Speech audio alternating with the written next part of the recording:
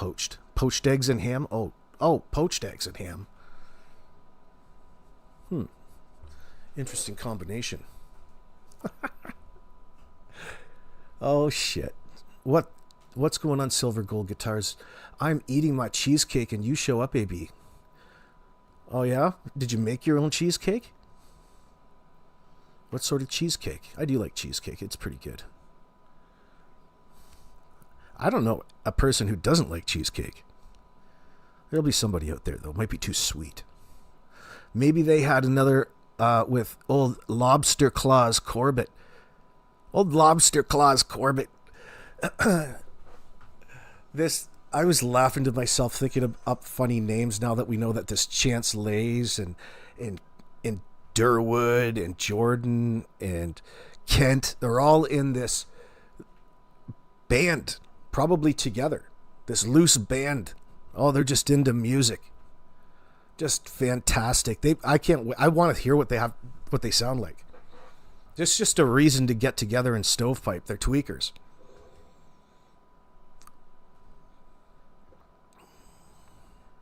Especially these guys. This is what our Eastern music has gotten to. It used to be a cherished thing in Canada, but not anymore. Not ever since Kent fucked up their performance at the Lobster Festival back in 2020. They're going to open it up and headline it. We're going to rock the Lobster Festival. Fuck that up. They're going to rock it like Corey Feldman.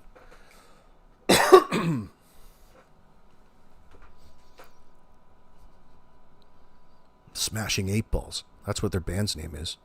Smashing Eightballs. Rage Against the Meth Machine.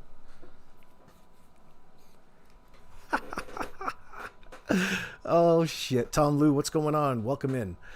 Watching them from Florida, Princess Pillow 3575. Well, it takes all kinds. There's certainly an interesting bunch to watch. Anytime that you have individuals like this lying to this degree, it's worth stopping what you're doing and coming over and having a look. By the way, there's 2 children. They've had birthdays since, aged 4 and 6 at the time of their disappearance, that are still missing. But there's all kinds of people lying. And that would be the individuals to last see these children alive who claim and need you and beg you and want you to believe that they're not lying to you. And you have to believe this nonsensical, self-centric story about them drifting in and out of sleep and not being cognizant. Well, that's a little gray, isn't it?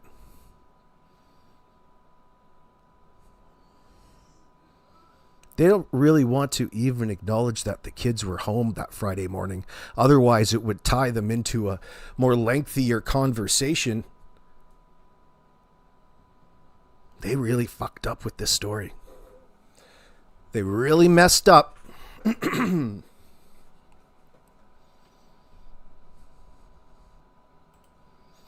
know, we were talking about, was it the RCMP? I guess, yeah, the RCMP in this latest Globe and Mail article and the latest bit of information that's come out, especially from Rob McCannon at year's end in that sense. Just at the turn of the new year. Of course, it's January 8th, 2026 right now. But it's interesting that we sit and we're so intrigued by deception detection and statement analysis. You can apply all of this to the things that the RCMP tell you as well.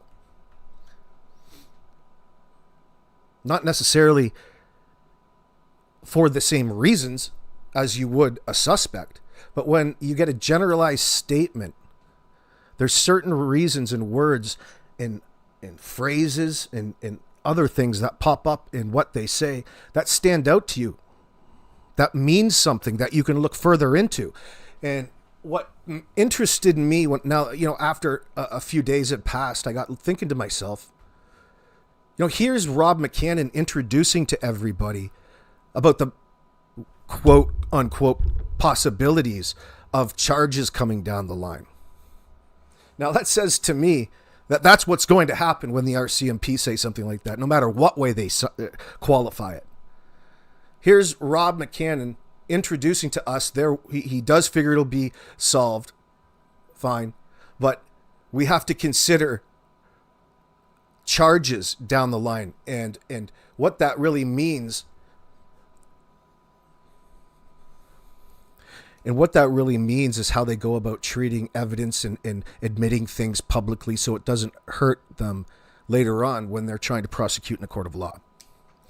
Now, you would have to be an idiot not to think that there's a case building against the people that refuse to really give them a reason to believe that they have nothing to do with this. They can't clear any of them because their alibi isn't strong enough. It's not good enough. It's filled with holes. It's not a situation like that.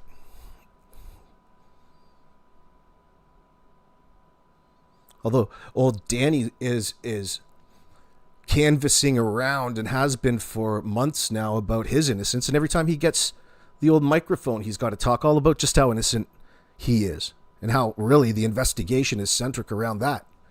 Clearing them. Well, listen, the police can't wait to clear people. That's how they asked you to get in and hooked up to the polygraph in the first place. Looks like the joke's on you because, friend, they haven't cleared you, Janie, Malaya, anybody.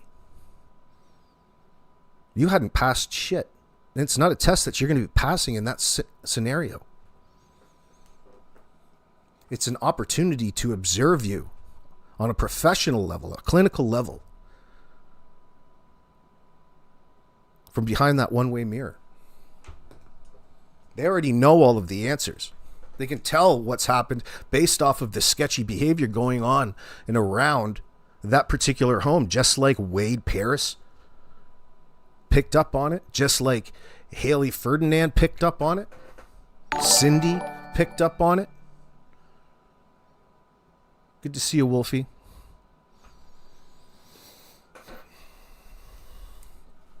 So here we have Rob McCannon. I believe that's pronunciation of his name. I forget. But he's working with the Major Crimes Unit in Nova Scotia. And he's down with all of this stuff. Statement analysis, etc., etc. Listen, he's telling us, really, that they're planning on pressing charges in the future in this case. And it's going to take some more time. That's the two primary takeaways. And I'm pretty sure I know who those charges aren't. Welcome, Dinosaur. I appreciate that coming to customer like that. I want to know more about what happened at 4 a.m. in the bathroom between Malaya and Daniel. Ginger Snap, what are you talking about, girl? Talk to me. Are you listening to the streets? Tom Bood 2023, they make it a real concern and out of love, and they're sold to keep the children's story alive. They make it a real concern and out of love.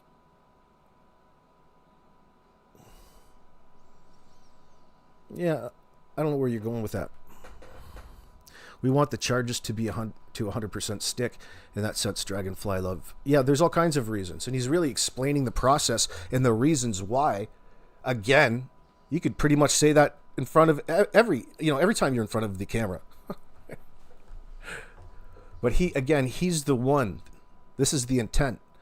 He's the one who's introducing the possibility, and that's just a generalized qualifier right there. Listen, he's saying and talking and speaking to charges coming in the future. Daniel, who do you think those charges are going to be against? How many of them do you think that there are going to be? There's going to be the file on Danny is going to be so thick. It's going to be ridiculous. There's going to be a big thick one there on Janie and a big old thick one there on Malaya.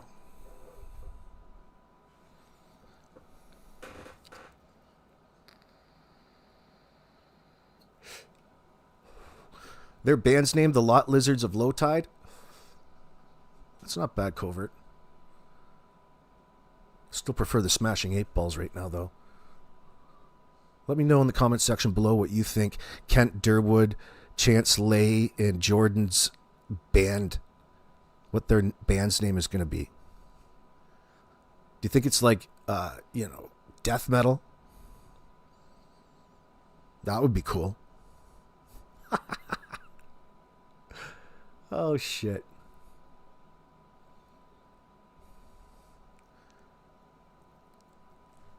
Rex, you're not allowed to be in here, son. Everybody that, just for the sake of now that you're in here, see the Stagecraft Productions. For those of you in my members only, you'll see some little clips that have been uploading as of late, and it's starring the Stagecraft Productions dude. Now, yes, he is a sex offender, a registered sex offender, absolutely. And he is a danger to his community, and he has me blocked too, and I've been asking him for weeks to unblock me so he could talk to me like a man, but he's been avoiding myself, Navin Johnson, and other people that are trying to straighten out this $22 million lawsuit that's completely frivolous he has in front of the courts right now. About things is the way she is now. Malaya and I could not sit down and have a conversation. If it was, it was. I don't think you need to go past that, do you? Malaya and I couldn't sit down and have a conversation. They don't get along whatsoever. So she's admitting to the level of resentment. They're not even on speaking terms. She hates Malaya, hates the kids, and she's angry living out in the RV in the driveway.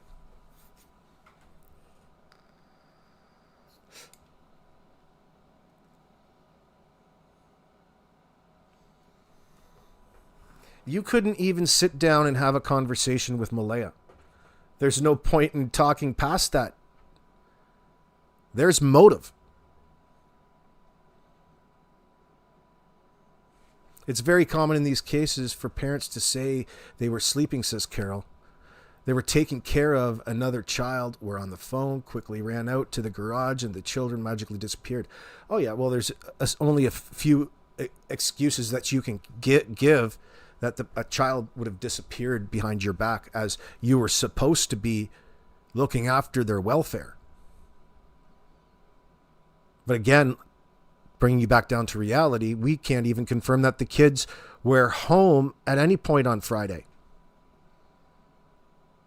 We're not even sure they made it back Thursday afternoon. We're still giving them the benefit of the doubt. They don't know for sure. The last time that they can be confirmed is on CCTV at the Dollarama on Thursday at 2:30.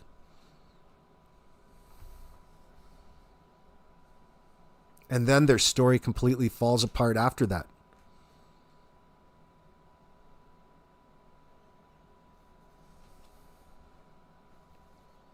That voice is probably how she talks to Malaya, says Roderai. I wouldn't want to talk to her either. Oh, could you imagine? Oh, not to mention, like, oh, it is like hell there. I couldn't even put myself in their shoes. There would be no fucking possible way I would ever be in a situation like this.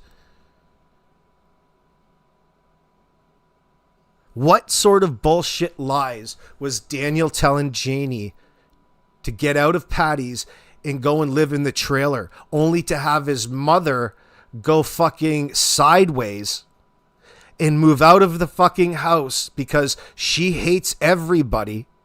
That's not going to bring them any closer together. Okay? She's automatically destroyed the relationship by moving them in and fucking hating all over Malaya and the kids. How do you think that that's going to fucking possibly work out, stupid? You can't even pretend for a second to have forced yourself to be participatory in the children's lives. You can't even represent what life was like around there with a little bit of common sense or reality.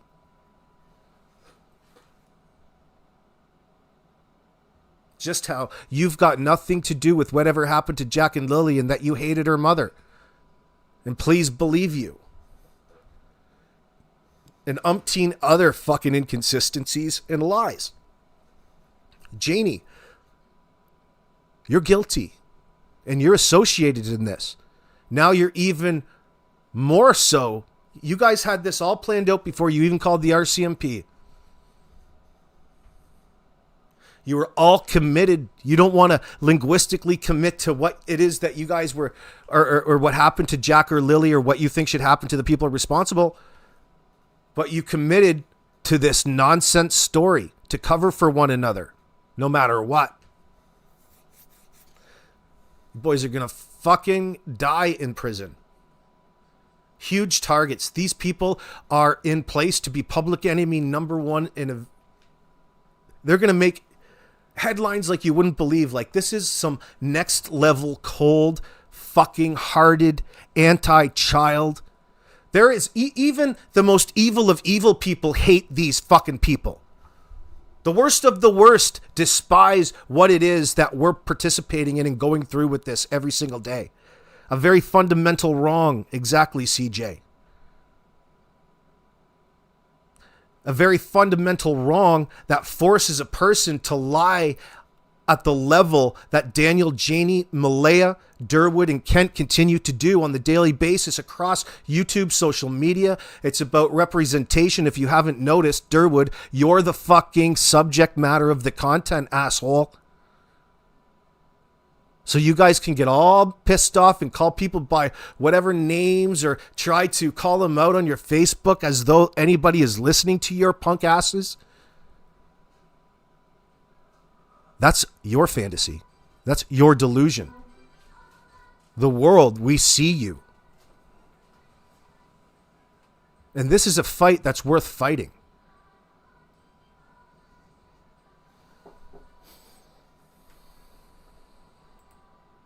Just a brief conversation. When I first met her, when Daniel introduced me to her and the kids, it was okay.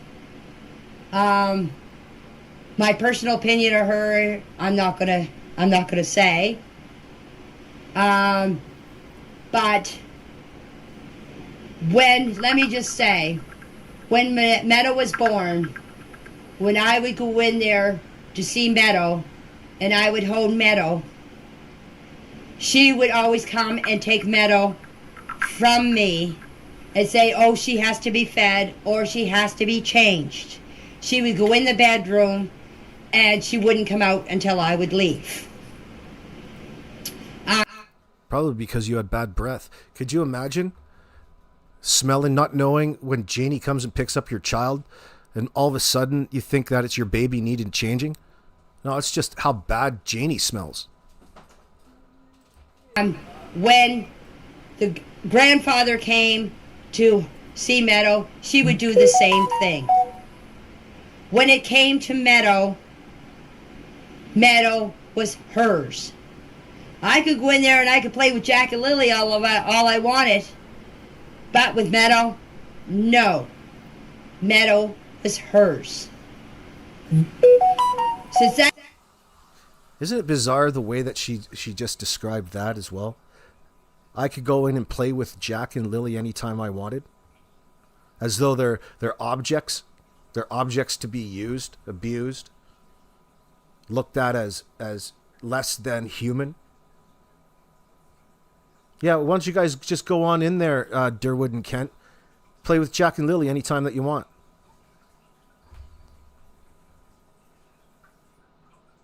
That child has been born. Do you want to know how many times I babysat that child? Twice. I looked after her twice. Once when she was outside helping Daniel with the wood because she wanted to get outside. I watched Meadow. The second time I watched Meadow was when Malaya had an episode. I think she was having an anxiety attack. Anxiety attack. I have to look that one up. Old Janie.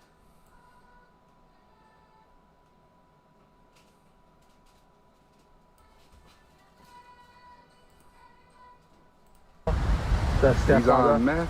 He's on meth. He sells meth. And he makes it. And he don't like the kids. He beats the kids. That was Wade just mentioning that he sells the meth, he makes the meth, and he uses the meth, and he doesn't like the kids.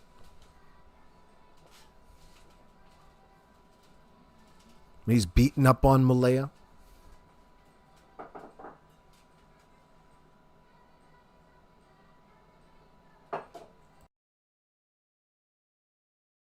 Kids, he beat their daughter. That's what I'm But her saying. daughter might know more than she's saying. I said, your daughter's lying. You must know what happens. Only 3 people in the thing. Exactly. We had to do polygraph and everything. You did a polygraph too?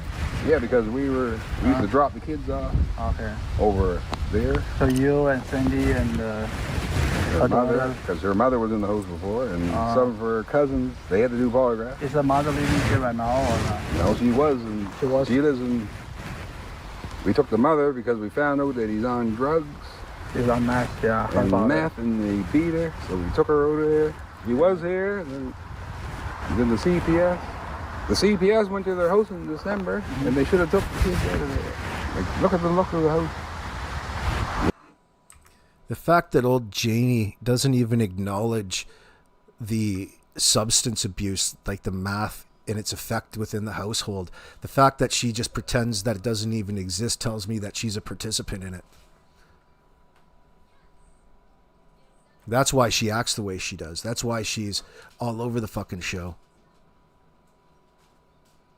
Derwood's probably got her hooked on it. Remember when she said that one time she handed the baby to the bus driver to get Jack? That's weird AF. Hold Meadow and let the bus driver do his job. Yeah, that's just... Yeah, I hear you, Marley. It is a bit weird. Everything's weird that comes from these folk at this point in time. Belinda also mentions in her full audio about the marks on Malaya. She must have noticed what we did, and she was there Saturday. I don't know what she took it to mean at the time. Marks on Malaya. What sort of marks on Malaya are you suggesting, Carol? Where were the marks on her?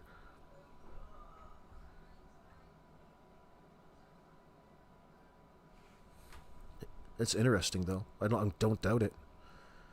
I'm looking for a story. Looking for a story like that. Because old Daniel, for sure, was on a tear. He was on a bender. Kids weren't going to school because parents were on a bender.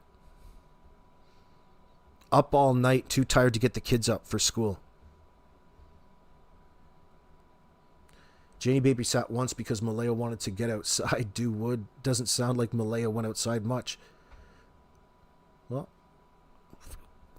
she would have to go out and hang out with Janie. That's not going to happen. I wonder why. Seems like such a pleasant person to be around. And of course, to Janie, that's just a characteristic of Malaya, as though it was Malaya's fault. So they didn't really get off to a very good start from the get-go. And there's a clear difference in the way that she speaks about Meadow than she does Jack and Lily, who are now missing.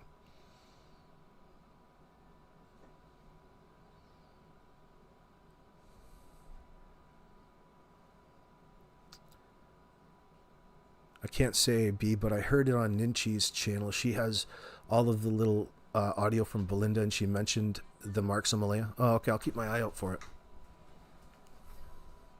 I asked Kent and Derwood if they like bread. They said yes, only inbred, though. Oh, that's a good one, Silver, actually. You're getting better. In a video, Shar showed them, and I believe American Justice too, the picture shows an earring pulled with blood and other things. Not sure where that went. Interesting. Interesting.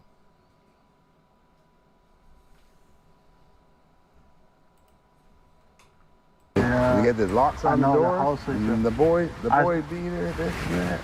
But why'd she stay there? That's what I told her. I saw the house of Danny-Janie-Malaya and I saw this house. And I understand why she come here. She moved out the next day. No, she could have went to her grandmother's in Bob Hill. You know how many times we tried to... She was at the grandmother's before they went there. Dan Grandma. and her. Uh, He got 2 from a previous marriage. And those 2 that are missing are hers. Then they got the little girl together. So imagine, it's like, it sounds to Janie, well, I just can't afford it at Christmas. She can't afford Jack and Lily anymore. She can barely afford the grandchildren that she did have. 2 more? Oh, there's just a staunch difference.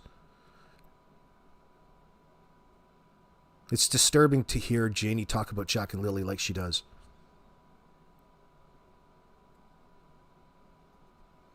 You can fool yourself thinking that, oh boy, she's just such a clever liar in that sense, because people out there couldn't fathom even coming up with something like this. But really, it's quite simple. She's petrified because it's so blatantly obvious that they have everything to do with the fate of Jack and Lily, unfortunately. There's no way Malaya could even stay. She had to leave. With whatever the conversations were internally within her side of the family, which only they know, but we could pretty much gauge it by their actions, their behavior. Malaya left, never to be heard from again up to this point that we're bringing you this video. The more that you hear the other people involved, being Janie and Daniel, the more that the denial and the abuse stand out, and it's absolutely impossible for Daniel's admitted rug abuse to have not brought this on.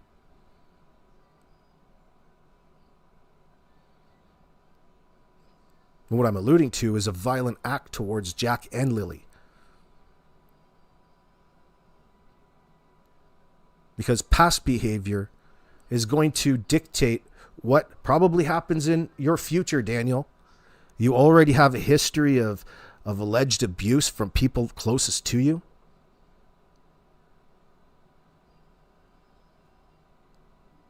You spent all of this time putting forth this drivel, this nonsense. The situation would dictate your innocence. You wouldn't need to mark it up with all of these cockamamie stories. And these begathons getting people to believe just the plausible deniability that you're presenting at any one time, which have been constantly changing since the get-go. But you've been right there to stay ahead of things and misinform people out of ignorance, as though you didn't know any better to begin with.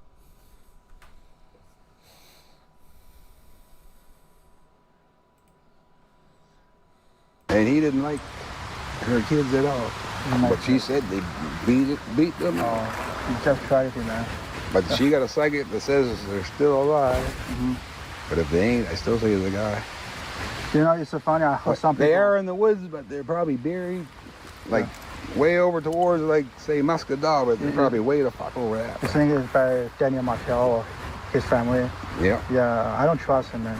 No, they all look fucking crazy. He lies all the time. Change his story all the time. Yeah, how you know what they're wearing? You didn't see it. Huh? How would you know what they had on? Exactly. And you never saw them. Yeah. And she's lying too. I don't trust her dog. They even say that you guys So did now, it. You know what they're saying right now online? They say you guys did it. no, I wouldn't. They say the mothers and the grandmothers hide those kids, for those kids in the woods somewhere like a reserve. If I had to, no, she's getting the baby back. She went to the reserve, right? Because her grandmother lives over there. Oh. They had the baby there. Then the police came, took the baby. Because she took the baby to Shuey. She wasn't supposed to. So she's living in the reserve right now. She's living in the reserve with the chief. That's her cousin. Oh, the one in the... I'm related to the chief too. Suvanati? Say it again. Yep, Suvanati. Yep. Oh, that's where she's living right now. Yep. Oh, I see. I don't know. This is these negative energies. It is, man. I never did like being around. I know them. But why would you stay there? This guy's beating his kid. I know. You get one of them today? Look at the dirty fucking house. I wouldn't. Yeah. I might stay one night and I say, I know, brother. We can't live here.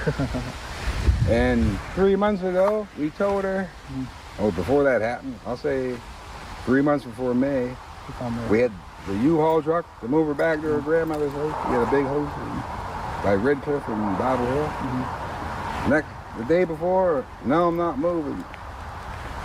Yeah. Why do you want to stay here? There's rats in the walls. Exactly. I've been to that place many times, man. I know that place is not suitable for humans. No. I don't understand. Maybe he was. Now she's trying to sue the CPS. The CPS should have took the kids out. This was in December. And plus, why would she stay there? If someone's beating my kids, I'm breaking their fucking ass. Exactly. I would do the same, bro. She should have told us anyway. She had told us he's on drugs or he's beating the kids. They would have been here. You get what I'm saying? We would have took the kids ourselves. Yeah. So and the last time we seen them, they're over here Easter Monday. Easter Monday. That's the last time we saw them. Danny-Janie-Malaya. Even dead. Yep. The one. You better not come here now. Yeah, bro. Yeah, we're in the woods looking for stuff. Me, him, Jack, and his other son. Then he stayed in the woods for a whole hour by himself. So what the fuck are you guys doing? You crazy? He probably doing drugs in the woods. Yeah. Yeah, but sometimes he used to come to our house and Bible Hill. Yeah, it's funny. And he stayed outside all the time. His face was, somebody see the skin is like yellowish green and he's dying. I said, he gotta be on drugs or something. Yeah. And he's not, every time he dropped the kids off, he's never there. And he probably wasn't even working. He wasn't working no once a week. Yeah, he just dropped a bombshell like 2 days ago. He said there's black eyes on the roof 2 days before that. I showed the detectives some of the pictures because the boy looked like he's hard to get along with her grandson. Like you tell him to do something, he won't listen. So he might have got mad and grabbed him by the neck and broke his neck. You don't know. You know what I'm saying? He might have. I don't know. Maybe. But you He's on me. And the kid, 2 kids at the same time. Maybe the little girl went. So when Wade suggests that Daniel reacted with violence to Jack being not very agreeable in getting to do things that people ask, he's difficult in transition in that sense. That Wade suggested that he's more than capable of breaking his neck. In fact, that's what he told the RCMP, he says. Interesting.